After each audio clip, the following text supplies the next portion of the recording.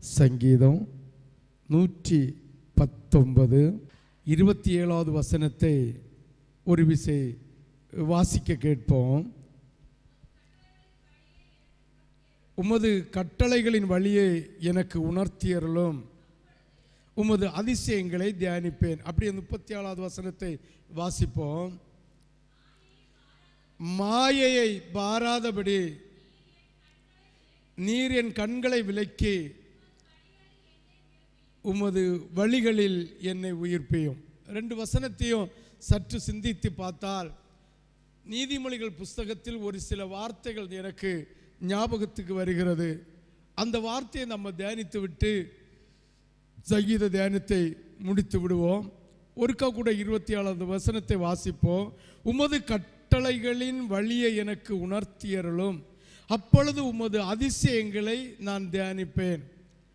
ஆண்டவரை பார்த்து சங்கீதக்காரன் சொல்லுகிறான், ஆண்டவரே உமது கட்டளைகளை, வேதத்தில் 613 கட்டளைகள் இருக்கிறது, அதை எனக்கு உணர்த்தி தாரும், அதை சொல்லி தாரும், அப்பொழுது உமது அதிசயங்களை எல்லாம் தியானிப்பேன். இன்று உலகத்தில் ஜனங்களுக்கு கட்டளையை தியானிப்பது கடினமாயிருக்கிறது, அதிசயங்களை தியானிப்பது அவர்களுக்கு அது ஆதரவாயிருக்கிறது, அது சமாதானத்துக்குரிய இருக்கிறது என்பதை நாம் பார்க்க முடிகிறது. சங்கீதக்காரன் சொல்லுகிறான், உம்முடைய கட்டளைகளை எனக்கு சொல்லித்தாரும், அப்பொழுது உமது அதிசயங்களை நான் தியானிப்பேன். அதற்கு 37வது வசனத்தை பாருங்கள். மாயையை பாராதபடி நீர் என் கண்களை விலக்கி உமது வழிகளில் என்னை உயிர்ப்பையும். கட்டளையை கற்றுக்கொண்டால் போதாது, உலகத்தின் மாயையை நம்முடைய கண்கள் விலக்க வேண்டும்.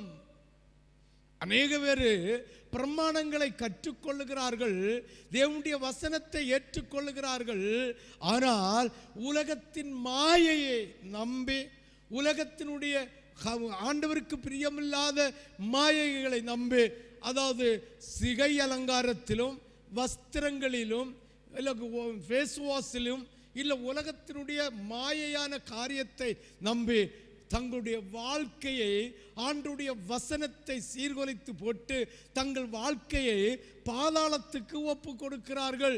சங்கீதக்காரன் பேசுகிற வார்த்தை பாருங்கள். நீர் கட்டளைகளை எனக்கு கற்பித்து தாரும், அப்பொழுது அதிசயங்களை தியானிப்பேன். அதிசயங்களை தியானிக்கிறது மட்டுமல்ல, என்னுடைய இந்த உலகத்தினுடைய மாயையை விலக்கும்படி என் கண்களை அதற்கு விலக்கி காத்தருளும் என்று கேட்கிறார். ஞானி சாலோமோன் எழுதியிருக்கிறான். ஒரு சில வார்த்தைகளை நாம் தியானிப்போம். நீதிமொழிகள்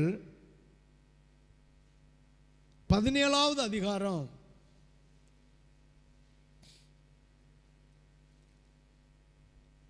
9 ஒரு 15 வரை ஒவ்வொன்றா நான் வாசிக்கிறேன். இந்த சங்கீதக்காரன் சங்கீதத்தில் சொல்லுகிறான், ஆண்டவரே கட்டளைகளை எனக்கு போதியும், அதை கற்றுத்தாரும், அந்த கட்டளையின்படி வழி நடந்து உம்முடைய அதிசயங்களை நான் தியானிக்கக்கூடிய பாக்கியத்தை எனக்கு தாருங்க, இல்லை அனுபவிக்கக்கூடிய பாக்கியத்தை தாருங்க. அந்த பாக்கியம் எனக்கு இருக்க வேண்டுமானால் என்னுடைய கண்கள் மாயைக்கு விலக்கி பாதுகாக்கப்பட வேண்டும். ஹல்லேலூயா, ஹல்லேலூயா, ஹல்லேலூயா. மற்றவர்கள் எப்படி உடுக்கிறார்கள் என்பதல்ல, மற்றவர்கள் எப்படி சிகை அலங்காரத்தை வைத்திருக்கிறார்கள் என்பதல்ல, மற்றவர்கள் எதை குடிக்கிறார்கள், எதை புசிக்கிறார்கள் என்பதை அல்ல, மற்றவர்கள் எப்படி நடக்கிறார்கள் என்பதை அல்ல, மற்றவர்கள் எப்படி பேசுகிறார்கள் என்பதல்ல, நாம் எப்படி இருக்கிறோம், எதை பேசுகிறோம், எதை சிந்திக்கிறோம், எதை புசிக்கிறோம், எதை உடுக்கிறோம், எதை ஆண்டவருக்கு பிரியமான காரியமாய் யோசித்து பிணைத்துக் கொள்ளுகிறோம் என்பதை நம்மை நாமே நிதானித்து அறிந்து கொள்ள வேண்டும். அதற்காக ஒரு சில வசனங்களை கர்த்தர் தருகிறார். குற்றத்தை மூடுகிறவன் சிநேகத்தை நாடுகிறான், கெட்டதை சொல்லுகிறவன் பிராண சிநேகிதரையும் பிரித்து விடுகிறான். ஆண்டவருக்கு பிரியமில்லாத பொய் ஆண்டவருக்கு பிரியமில்லாத கெட்ட காரியங்களை சிந்திக்கிறது, யோசிக்கிறது, பேசுகிறது அவனுடைய வாழ்க்கையை சீரணிக்கப்படும். பிராண சிநேகிதனாகிய கர்த்தராகிய இயேசு கிறிஸ்துவையும் உங்கள் ஊழியக்காரனையும் உங்களை விட்டு பிரித்து விடும் என்பதை புரிந்து கொள்ள வேண்டும். இது ஆண்டவர் தருகிற நீதிமொழிகள்ல கட்டளையில இன்று நமக்கு தர கட்டளைகளில் ஒன்று.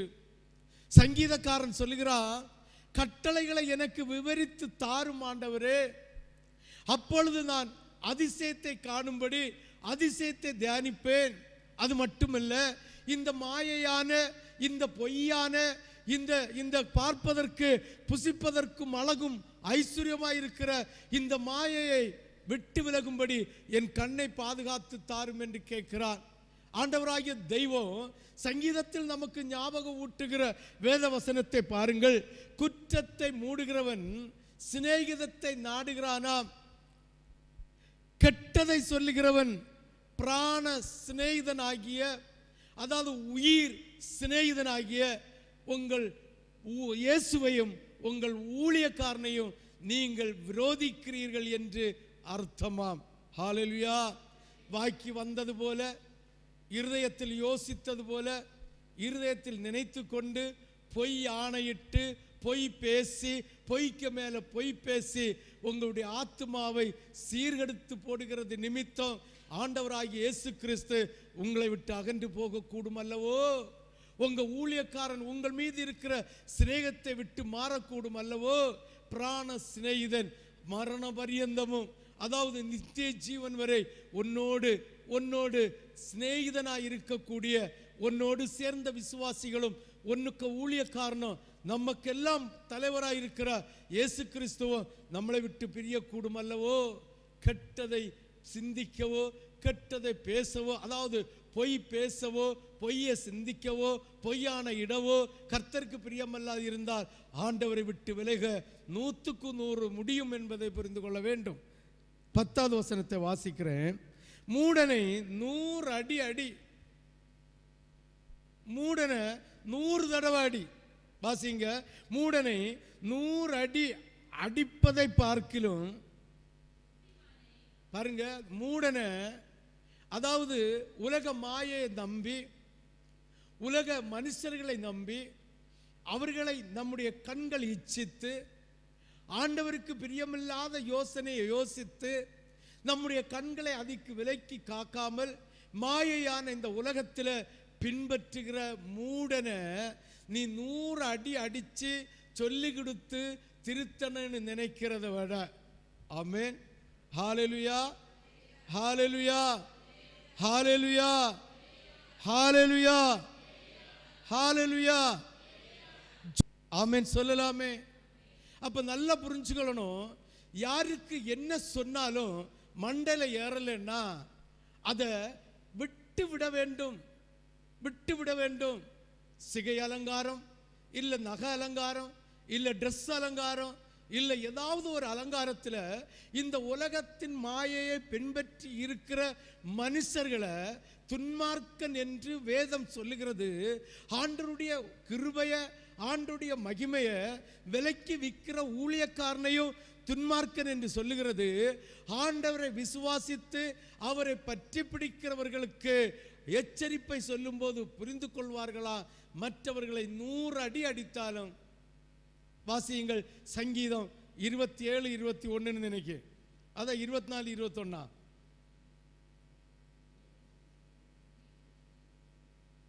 சாரி, நீதிமொழிகள் 24, 21, 27, 21, 27, 22. வாசிங்க. மூடனை உரலில போட்டு உலக்கையினால நொய்யோட நொய்யாக குத்தினாலும், ஏதாவது ஒரு ஃபங்க்ஷன் வந்தா ஒரு சின்ன ஸ்மால் பிராண்டி குடிச்சாம இருக்க மாட்டான். ஆமென், ஹல்லேலூயா. ஏதாவது ஜனங்களுக்கிட்ட பெய்யாச்சுன்னா சின்ன கணேசு கையில் கண்டுட்டோம்னா, கண்ணில் கண்டுட்டோம்னா கொஞ்சம் பல்லு கேடையில் சுண்டு கேடையில் வச்சாமல் இருக்க மாட்டான். அடுத்தவங்க தலை வித்தியாசமாக இருந்ததை பார்த்துட்டா கண்ணாடியில் போய் நின்று அந்த தலையை வளைச்சி பார்க்காம இருக்க மாட்டான். சிந்திச்சு பாருங்க.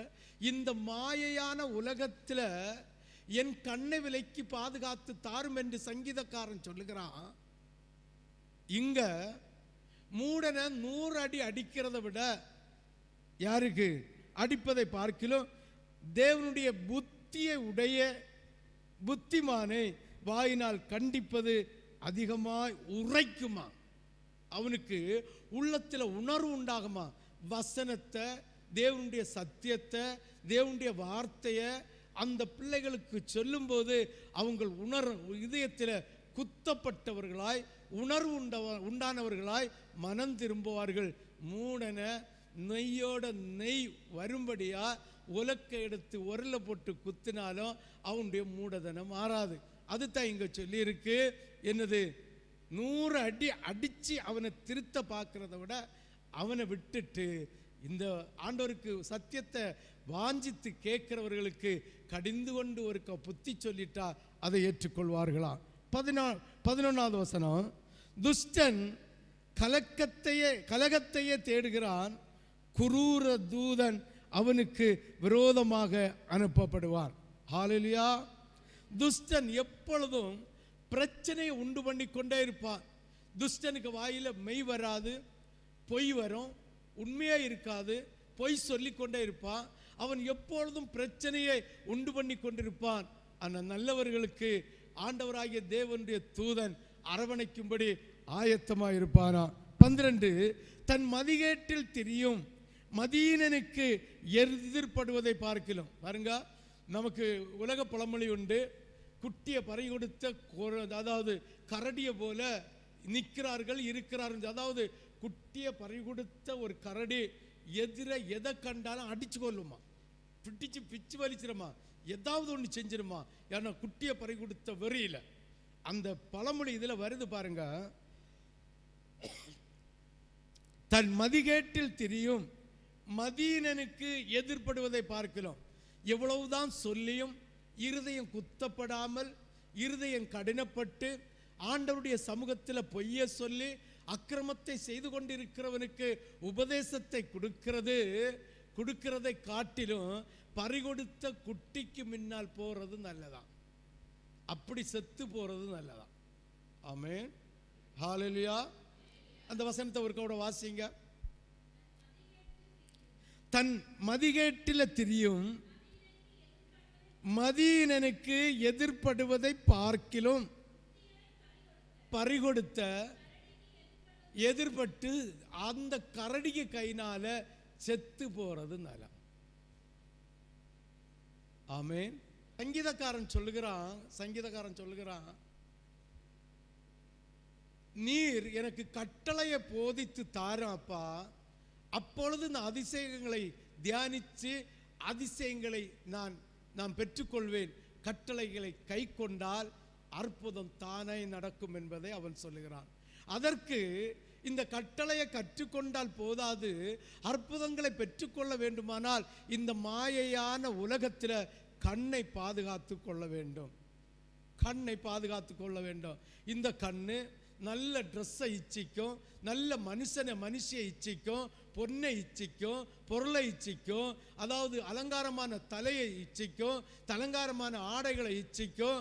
அது மட்டும் இல்லை, தேவனுடைய ஆலயத்தில் இருந்து தேவனுடைய ஆலயத்தின் வசனங்களை கட்டளை கேட்க விடாமல் இந்த கண்ணு தூக்க மயக்கம் உண்டாக்கும். சற்று சிந்தித்து பாருங்கள்.